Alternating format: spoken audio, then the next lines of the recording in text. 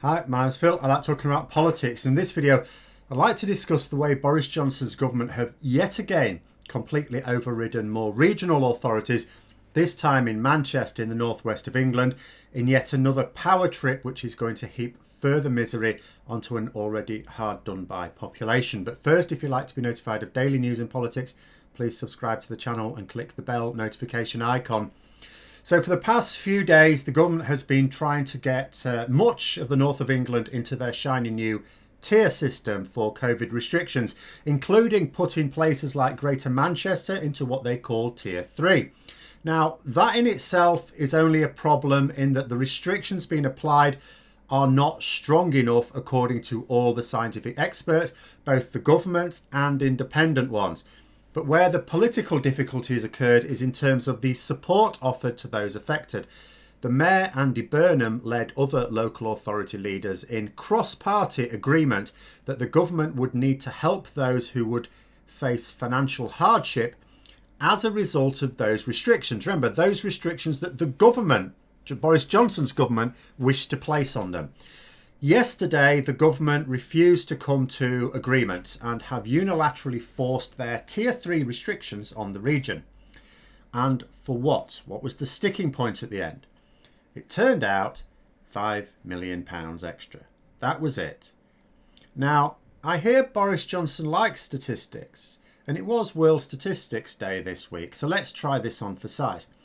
So the government have forced their restrictions through against the wishes of the devolved powers in Greater Manchester because they refused to stump up the equivalent of an extra £1.77 per person there. That's what that translates into, £1.77 per person. Now, I will also remind you that that's a figure that the government cannot afford. What it can afford is a track and trace system where the cost so far has worked out to be £22,000 per person contacted. It has cost £22,000 to contact a single person on average for track and trace. That is fine. We can afford that. We cannot afford an additional £1.77 per person to help the poorest and the worst affected by these restrictions. And, you know, even that wouldn't be a reasonable income.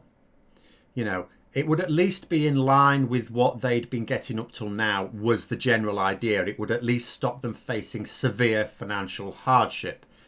The fact of the matter is that what the government are saying is that the people who have to be furloughed now, as you know, as a result of the restrictions that they are unilaterally imposing, do not deserve to get as much compensation as the people who had to be furloughed as a result of the restrictions they unilaterally imposed earlier this year.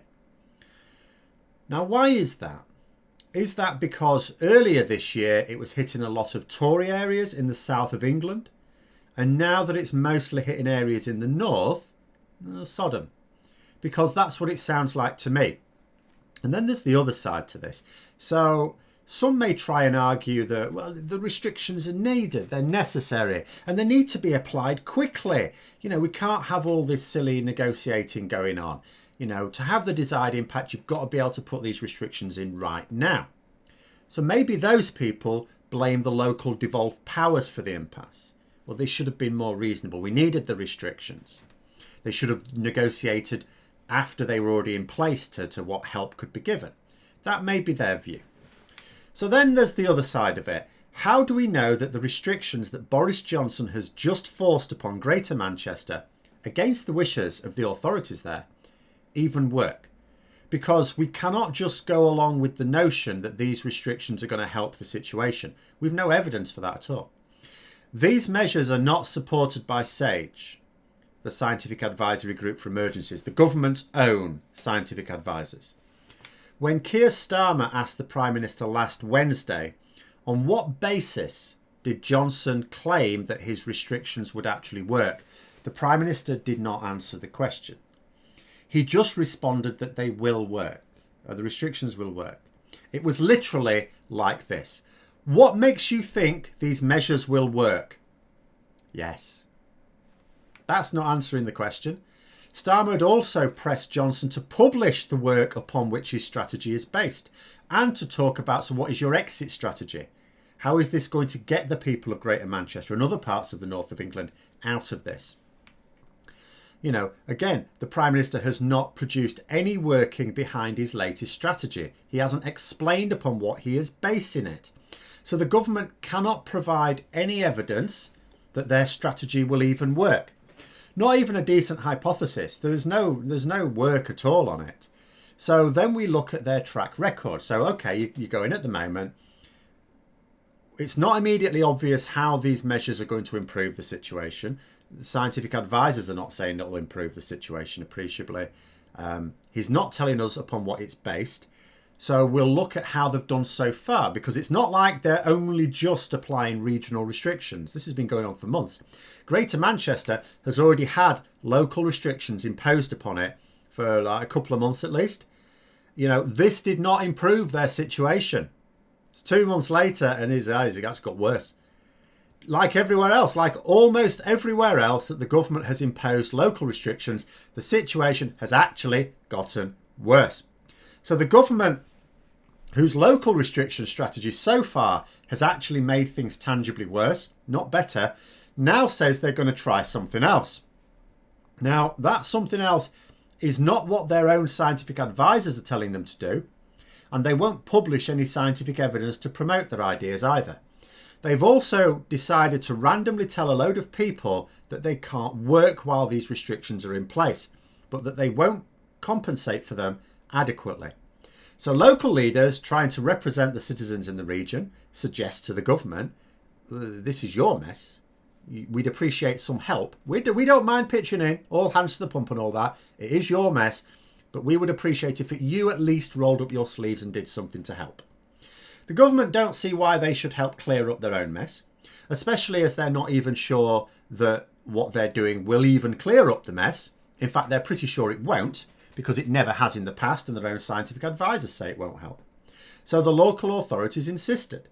We're not going to see our people face even greater hardship, they said. And here we are. Johnson, for the sake of a few £1,000,000, decides that he can't be asked. As someone said, never mind the EU, Boris Johnson cannot even negotiate a deal with Manchester. Although I have to say, tweet of the day on this one was this. James Felton, comedy writer, who said, remember when the Tories said they'd unite the UK, and now Kent is part of France, everyone is banned from Wales, and we're about to declare war on Manchester.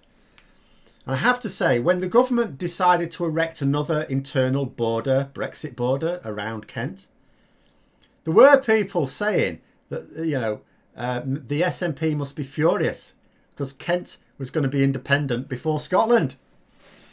We might end up with the north of England leaving before then as well. I would say that I'm just being silly at this point, but this is 2020, and nothing that seemed ludicrous this time last year actually seems to be too silly to contemplate right now. But those are my thoughts. Let me know yours in the comments below. I hope you found the video interesting. If you did, don't forget to click the like button. And if you'd like to support the channel further, please also click the Patreon link for details. And until next time, I'll see you later.